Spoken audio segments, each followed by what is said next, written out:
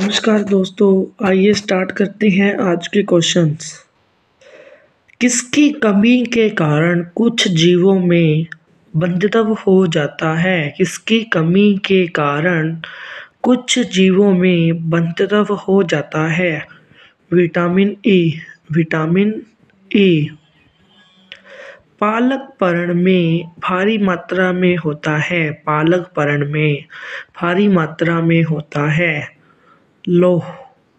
लौह निम्न में से कौन सा प्रोटीन का सरलतापूर्वक पाच्य स्रोत माना गया है?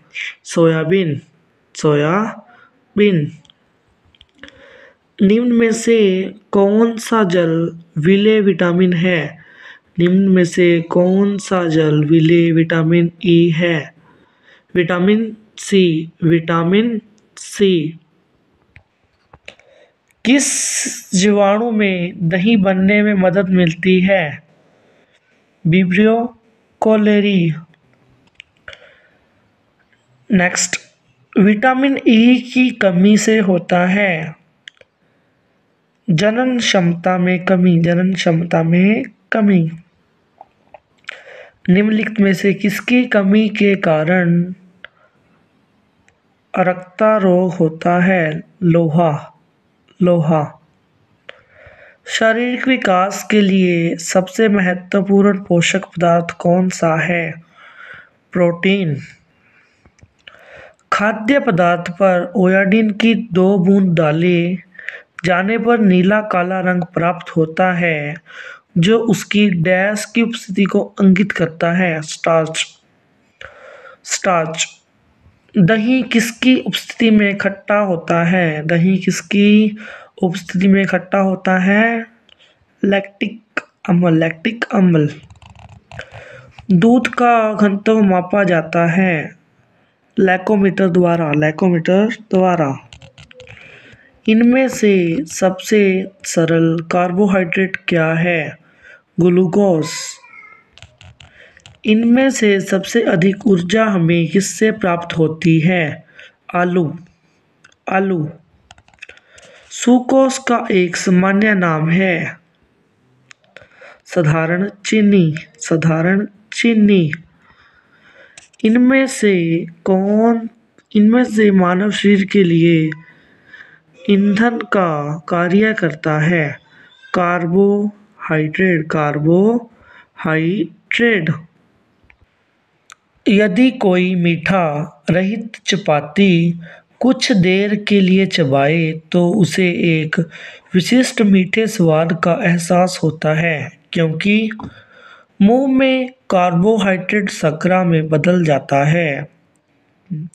मुंह में कार्बोहाइड्रेट शर्करा में बदल जाता है।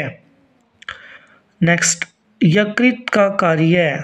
यकृत का कार्य ग्लाइकोजन के रूप में ग्लूकोज का संग्रह करना। ग्लाइकोजन के रूप में ग्लूकोज का संग्रह करना।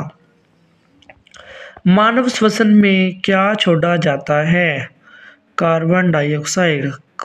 कार्बन डाइऑक्साइड छोड़ी जाती है और ऑक्सीजन ग्रहण की जाती है। नेक्स्ट है, सेल्शियम झिल्ली की सूजन को डैश कहा जाता है? ब्रोंकोआइटिस। ब्रोंकोआइटिस जैसे फेफड़ों से संबंधित है, वैसे ही हृदय रुधिर से संबंधित है। ऑक्सीजन। ऑक्सीजन निम्न में से किसे सामान्यतः स्वर यंत्र कहा जाता है? वॉइस बॉक्स कहा जाता है।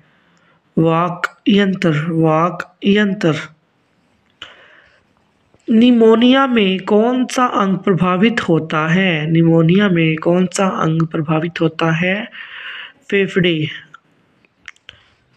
रुधिर समूह प्रणाली का आविष्कार किसने किया था? कार्ल लैंडरस्टीन ने। रुधिर समूह प्रणाली का आविष्कार कार्ल लैंडस्टीनर ने किया था। एक वयस्क मानव शरीर में कितने लीटर रुधिर होता है? 5। एक वयस्क मानव के शरीर में 5 लीटर रुधिर होता है। मानव शरीर की लाल रुधिर कोशिकाओं की आयु डैश दिनों की होती है। 120 120। नेक्स्ट, रुधिर के RH घटक की खोज निम्न में से किस जानवर के संदर्भ के आधार पर हुई है? बंदर। नेक्स्ट, हीमोग्लोबिन में कौन सी धातु पाई जाती है? हीमोग्लोबिन में कौन सी धातु पाई जाती है? हीमोग्लोबिन में लोहा पाया जाता है, लोहा धातु पाई जाती है। रुधिर का लाल रंग किसके कारण होता है? रुधिर का लाल रंग किसके कारण होता है? हीमोग्लोबिन। हीमोग्लोबिन। किस रुधिर समूह के व्यक्ति सर्वोत्तरदाता कहलाते हैं? कौन से समूह के होते हैं वो? ओ। कौन सा रुधिर समूह सर्वाधिक प्राप्तक है? AB।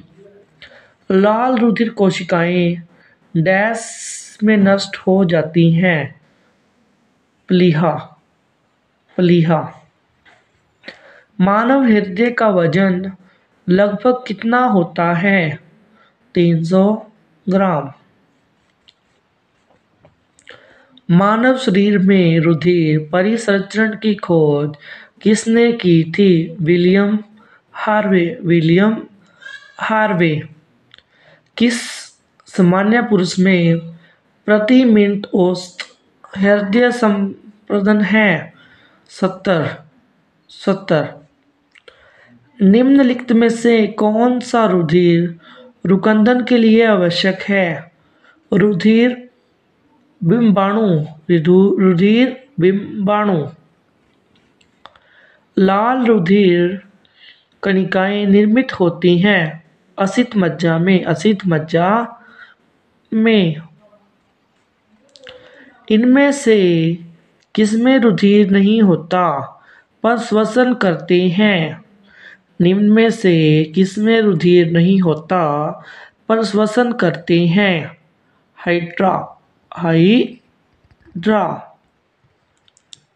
नेक्स्ट है, भुजाओं और पैरों में रुधिर गुरुत्व के विरुद्ध प्रवाहित होता है और एवं इसके वापसी प्रवाह को रोका जाता है शिराओं की रुधिर के अत्यंत कम दबाव द्वारा।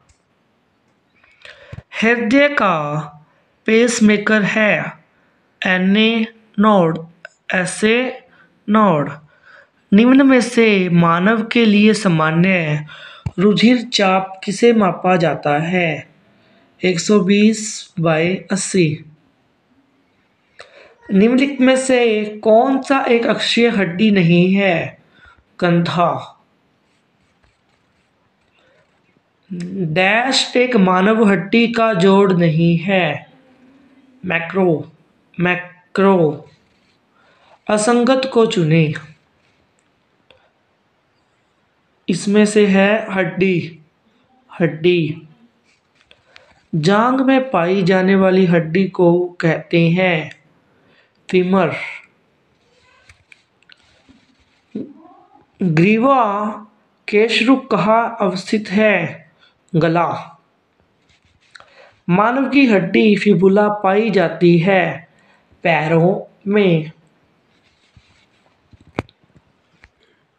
मानव शरीर में पसलियों की कुल संख्या। मानव शरीर में पसलियों की कुल संख्या 24। इनमें से किससे तैराकी में सहयोग नहीं मिलता? गलफड़े। ह्यूमन हड्डी कहाँ होती है? हार्मोन्स हड्डी कहाँ होती है? ऊपरी भुजा। लंबी हड्डियों द्वारा निम्न में से कौन सा कार्य मानव शरीर में नहीं होता? गर्दन का घुमाव एवं दोनों तरफ मुड़ना। गर्दन का घुमाव है दोनों तरफ मुड़ना।